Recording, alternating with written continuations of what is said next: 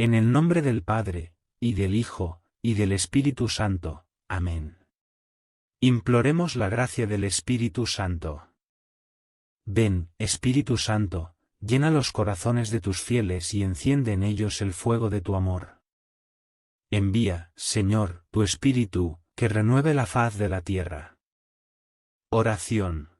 Oh Dios, que llenaste los corazones de tus fieles con la luz del Espíritu Santo, concédenos que, guiados por el mismo Espíritu, sintamos con rectitud y gocemos siempre de tu consuelo. Por Jesucristo nuestro Señor. Amén. Creo firmemente, Dios mío, que por razón de vuestra inmensidad estáis en todo lugar, que estáis aquí delante de mí, dentro de mí, en medio de mi corazón, viendo los más ocultos pensamientos y afectos de mi alma, sin poderme esconder de vuestros divinos ojos. ¿Quién soy yo, Dios mío, delante de vos? ¡Ay, miserable de mí, que bien veo, soy un puro nada, y con todo me atrevo a ponerme en vuestra divina presencia! Perdonadme, Señor, el arrojo que nace de la suma necesidad que tengo de vos. Aquí vengo, como enfermo al médico, para que me sanéis, como pecador al santo, para que me santifiquéis, y como pobre, y mendigo al rico, para que me llenéis de vuestros divinos dones. Os adoro, Dios mío, con el mayor rendimiento, por mi único soberano Señor, confesando con toda verdad que no soy digno de estos inestimables beneficios. Os suplico, Dios mío, me deis gracia, para hacer fructuosamente esta meditación, para gloria vuestra, y bien de mi alma. Dadme santos conocimientos en el entendimiento, y fervorosos afectos en la voluntad. Dadme que deseche con diligencia las distracciones de cosas malas e impertinentes, y que esté siempre atento a lo que debo considerar, haciendo que tome resoluciones prácticas de lo que más me importa. Y para este mismo fin os ruego a vos Virgen Santísima, Madre y amparo de pecadores, Ángel de mi guarda, y santos de mi devoción, que intercedáis por mí, y me alcancéis estas gracias, para sacar mucho fruto de esta oración. Amén. La meditación del día, por el obispo Jean-Baptiste Masillon, es: el corto número de los escogidos. Muchos son los llamados, pero pocos los escogidos. San Mateo 22:14. Esta, mis amados hermanos, es una frase sobre la cual rara vez se reflexiona con la seria atención que su importancia requiere. Generalmente se supone que la salvación es alcanzable a un ritmo mucho más fácil de lo que representamos que es, y que el número de los elegidos supera con creces el número de los réprobos. Pero las palabras del texto declaran que muchos son los llamados, pero pocos los escogidos. Si fuera mi intención infundir terror en sus mentes, en lugar de consultar su mejoramiento por medio de la instrucción, en este discurso enumeraría los ejemplos alarmantes con los que las Escrituras están llenas sobre este tema. Os diría que el profeta Isaías compara el pequeño número de los elegidos con los pocos racimos de uvas que escapan al ojo del vendimiador, con las pocas espigas de maíz que el azar solo preserva de la hoz del segador. Quiero deciros, con palabras del mismo Dios, que hay dos caminos, uno, estrecho, escabroso, sembrado de espinas y frecuentado por muy pocos; otro, ancho, espacioso, adornado de flores y transitado por la mayor parte de la humanidad. Os diría que el Evangelio declara sin reservas que la perdición es el destino de la multitud, y que el número de los elegidos no tiene comparación con el de los réprobos. Pero, ¿qué provecho sacarías de este discurso, si limitara mis observaciones solo a este tema? Os formaríais del peligro, y no conoceríais los medios de escapar. Contemplaríais la espada de la ira de Dios levantada sobre vuestras cabezas, y no tendríais poder para evitar el golpe. Vuestra paz mental sería destruida, y no descubriríais las irregularidades de vuestra conducta moral. Para vuestra instrucción, por lo tanto, examinaré las causas por las cuales el número de los elegidos es tan pequeño. Aplicaré el tema individualmente a vosotros mismos, y examinaré el fundamento sobre el cual están establecidas vuestras esperanzas de salvación. Destierren de sus mentes todos los pensamientos extraños, y atiendan únicamente a mis palabras. El tema es importante, si es que algún tema puede serlo, y se relaciona más inmediatamente con las preocupaciones de vuestro bienestar real e inmortal que cualquier otra cosa, creo, que haya ocupado antes vuestra atención. Los elegidos de Dios se compondrán de personas de dos descripciones diferentes, de aquellos que han sido tan felices como para preservar su inocencia sin mancha indefinida por el pecado mortal, y de aquellos que han recuperado su inocencia perdida por obras adecuadas de penitencia. Estos son los elegidos. El cielo solo está abierto a los inocentes y a los verdaderamente penitentes. Ahora bien, hermanos míos, ¿a qué grupo pertenecéis? ¿Sois de los inocentes o de los penitentes? La fe os asegura que nada manchado puede entrar en el cielo. Por consiguiente, o bien debéis haber evitado toda contaminación, o bien vuestras contaminaciones deben haber sido lavadas por un arrepentimiento sincero. El primero es un privilegio del que gozan muy pocos, y el segundo requiere una gracia que, en la actual relajación general de la moral y la disciplina, o bien rara vez se recibe o bien rara vez se corresponde con ella. En aquellos tiempos felices en que la Iglesia era una asamblea de santos, pocos de los fieles que habían sido purificados por la regeneración, y habían recibido el Espíritu Santo, recaían en sus antiguos caminos. Ananías y Safira fueron los únicos prevaricadores de los que se tiene noticia en la Iglesia de Jerusalén, solo se tiene constancia de un hombre incestuoso que deshonró a la Iglesia de Corinto. Rara vez era necesario someter a un discípulo al rigor de la penitencia canónica, o, al menos, el número de leprosos, que eran desterrados de la presencia del altar y separados de la sociedad de sus hermanos, era muy pequeño en comparación con el resto de los fieles. Pero esos tiempos han pasado, y grande es el cambio que ha tenido lugar. El Evangelio ha extendido su imperio, pero el reino de la piedad está confinado dentro de límites más estrechos, el número de creyentes ha aumentado, pero el número de los justos ha disminuido. El mundo es ahora el mismo que era desde el principio corrupto y derrochador, su conversión a la fe no ha producido ningún cambio en sus modales y costumbres. Cuando entró en la Iglesia, introdujo también su inmoralidad y profanidad. Sí, amado mío, es verdad que la tierra, incluso la tierra de la cristiandad, está infectada por la corrupción de sus habitantes, todos obran la iniquidad, y rara vez hay uno que haga el bien. La injusticia, la calumnia, la mentira, el adulterio y los crímenes del más negro matiz, asolan la hermosa herencia de Cristo, los odios son perpetuos, las reconciliaciones rara vez son sinceras, rara vez se ama a un enemigo, las detracciones y las censuras sobre la conducta de los demás se consienten en todas las ocasiones, y se abusa de los dones que Dios destinó al sostenimiento de la estructura corporal con excesos demasiado vergonzosos para describirlos. Todos los estados y condiciones han corrompido sus costumbres. Los pobres murmuran contra los ricos olvidan al autor de su abundancia, los grandes parecen existir solo para sí mismos, y el libertinaje se convierte en el privilegio de su posición independiente. Hasta las lámparas de Jacob se han apagado, la sal ha perdido su sabor, el sacerdote se ha hecho semejante al pueblo. He aquí, hermanos míos, el estado de la cristiandad. Y, Dios mío, ¿es esta tu iglesia, tu esposa, tu amada heredad? ¿Es esta tu deliciosa viña, el objeto de tus más tiernos cuidados? Ah, no se cometieron crímenes más atroces o más enormes en Jerusalén, cuando pronunciaste contra ella la sentencia de su condenación. Así, una puerta, la puerta de la inocencia, está irrevocablemente cerrada contra nosotros. Todos nos hemos extraviado. Probablemente hubo un tiempo en que el pecado contaminó el corazón de cada individuo de esta asamblea. Tal vez la impetuosidad de las pasiones haya disminuido en algunos, tal vez el mundo se haya vuelto repugnante para otros, tal vez la gracia haya obrado la conversión de otros, pero probablemente hubo un periodo que todos recordamos con pesar, y con gusto consentiríamos que fuera borrado para siempre de la historia de nuestras vidas. Pero, ¿por qué pierdo el tiempo intentando demostrar la pérdida de nuestra inocencia bautismal?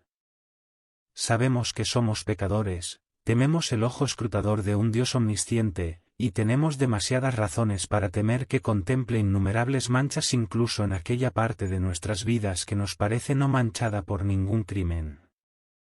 Es vano, por tanto, reclamar el cielo en nombre de la inocencia. Por consiguiente, solo queda un camino para la salvación, que es el de la penitencia. Después del naufragio del pecado, esta es la única tabla, dicen los santos padres, que puede salvarnos. Ahora permítanme preguntarles, ¿dónde están los penitentes en esta asamblea? ¿Su número es considerable? Hay más, dijo un santo padre, que nunca perdieron su inocencia bautismal, que los que la han recuperado de nuevo por verdadero arrepentimiento. Una sentencia terrible, mis queridos hermanos, pero espero que no se aplique demasiado estrictamente, por muy respetable que sea la autoridad. No nos iremos a los extremos. Hay suficientes motivos de alarma en la exposición de la verdad conocida, sin añadirles declamaciones innecesarias. Examinemos solamente si la mayoría de nosotros tiene derecho a esperar la felicidad eterna a causa del arrepentimiento. En primer lugar, ¿qué es un penitente? Un penitente, dice Tertuliano, es aquel que cada hora recuerda en la amargura de su alma los pecados de su vida pasada, que toma parte con la justicia de Dios contra sí mismo, y renuncia a placeres inocentes para expiar los excesos criminales que antes cometió. Penitente es aquel que trata a su cuerpo como a un enemigo obstinado, como a un rebelde, al que debe someter como a un deudor deshonesto, del que debe exigir hasta el último centavo. Un penitente es aquel que se considera a sí mismo como un malhechor condenado por la justicia de Dios a muerte, y está convencido de que su única porción en esta vida deben ser los sufrimientos y el desprecio. Penitente es el que está dispuesto a someterse a la pérdida de la salud y de los bienes, como a las justas privaciones de las bendiciones de que ha abusado criminalmente a cruces y aflicciones, como a un castigo que le es debido a causa de sus transgresiones a dolores corporales, como a un anticipo de los tormentos eternos que sus pecados han merecido. Esta es la descripción de un verdadero penitente. Ahora permítanme preguntar, ¿dónde están los hombres en esta asamblea que responden a esta descripción? ¿Están postrados en el pórtico del templo?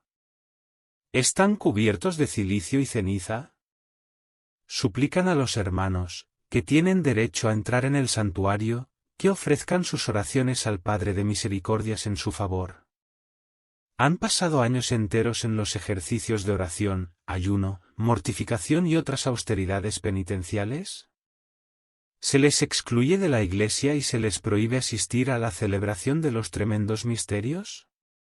¿Son tratados como los parias de los hombres y privados de todo consuelo excepto el de sus lágrimas y arrepentimiento?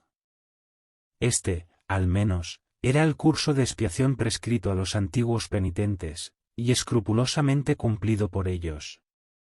Admito que la Iglesia ha autorizado desde hace mucho tiempo una relajación de esta disciplina, y mi motivo para aludir a las severidades de aquellos tiempos, no era haceros suponer que su observancia era todavía necesaria, o hacer reflexiones sobre la suave condescendencia de la Iglesia al abolirlas, sino estigmatizar la corrupción general del mundo cristiano que hizo necesaria la abolición.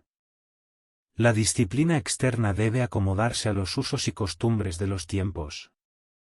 Pero aunque las leyes elaboradas por los hombres pueden cambiar, las leyes de la penitencia se basan en el Evangelio y nunca pueden cambiar. Podemos satisfacer a la Iglesia sin los rigores de la penitencia pública, pero no podemos satisfacer ni a la Iglesia ni a Dios, a menos que con nuestra penitencia privada hagamos plena expiación de nuestros crímenes. Ahora, hermanos míos, ¿cuál es vuestra penitencia privada? ¿Es proporcionada a la penitencia de los primitivos cristianos? ¿Es proporcionada al número y a la enormidad de vuestros pecados? Diréis, tal vez, que soportáis las preocupaciones y angustias inseparables de vuestro estado de vida, que la preocupación por el bienestar presente y futuro de vosotros y de vuestras familias amarga vuestros días, que trabajáis de la mañana a la noche, y que, a pesar de todos vuestros esfuerzos, sois frecuentemente víctimas de la necesidad, de la miseria, de las enfermedades y de otros innumerables males. Tal vez sea cierto.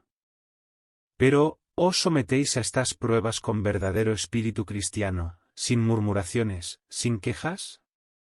¿Te sometes a ellas con espíritu de penitencia y las ofreces a Dios como expiación de tus pecados? Si no, serán hallados deficientes en la balanza de la justicia infalible, y no tendrán derecho a recompensa.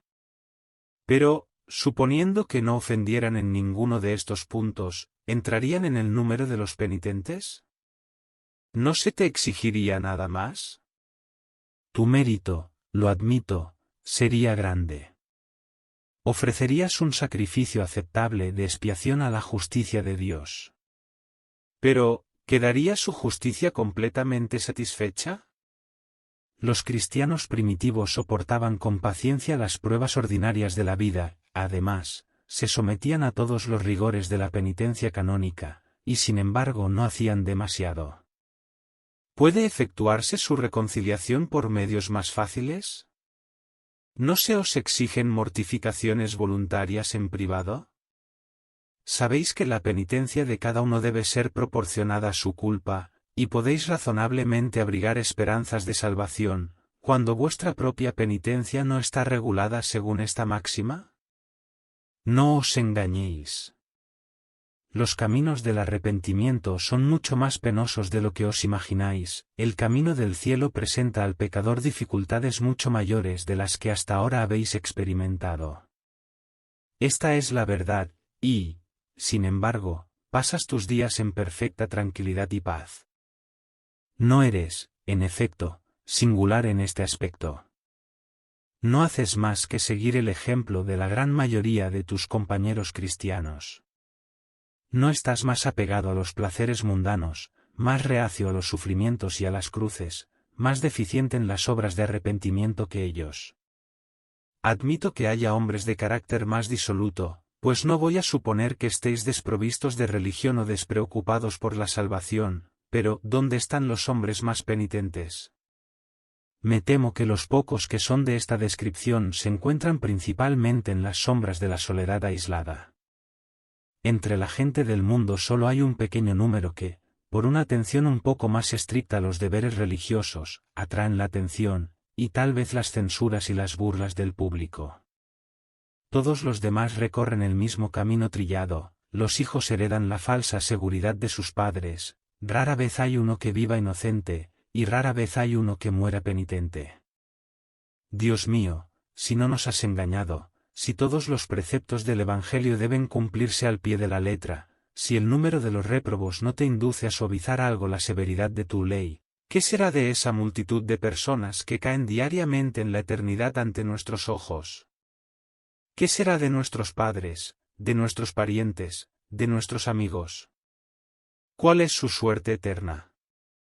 Antiguamente, cuando un profeta se quejaba al Señor de que todo Israel había abandonado su alianza, el Señor le aseguraba que se había reservado 7.000 hombres que no habían doblado la rodilla ante Baal. Pero, ¿pueden los fieles siervos de Jesús ser consolados con la misma seguridad en estos días? Indudablemente hay muchos vasos escogidos de la elección, el sacerdocio, el ejército, la corte, la casa de campo, tienen sus ornamentos hombres según el propio corazón de Dios, con quienes Él se complace en morar, porque el mundo existe solo por causa de los elegidos, y cuando su número esté completo, tendrá lugar la disolución final. Pero, cuán pocos son, comparados con esa inmensa multitud que se precipita de cabeza en el profundo abismo.